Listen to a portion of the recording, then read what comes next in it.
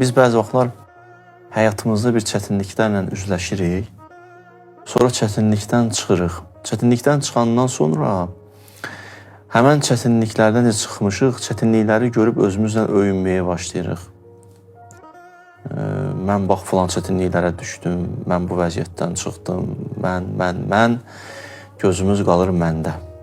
Bəzi vaxtlar hətta o çətinliklərdən necə çıxardıblar bizi, o çətinliyin müqamında bizə nə veriblər, heç onu unuduruq.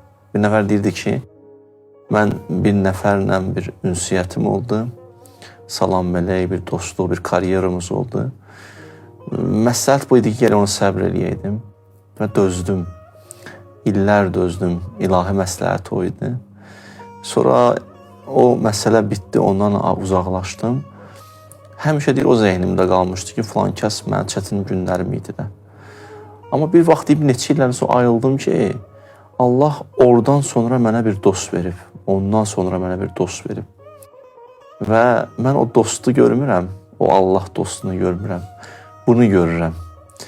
Və başa düşdüm ki, Allah Teala buyurdu, məsələn, mənə başa salsın ki, bəşər, sən o qədər ki, çətinliklərə düşmüşdün, səbr elədin, o müqamində sənə görə nə verdim? Elə bir şəxs verdim, elə bir dost verdim, sənə kömək edir, sənə yardır, sənə yol göstərir, sənə əlindən tutur, sənə daduva yetişir, çətinlikləri sənin yanında. Sən bunu görmürsən, onu görürsən. Bu insan psixologiyası. Çətinlikləri görür, o çətinliklərdən necə çıxıb, Allah onu necə çıxardıb onu görmür. Bura qədər dedim.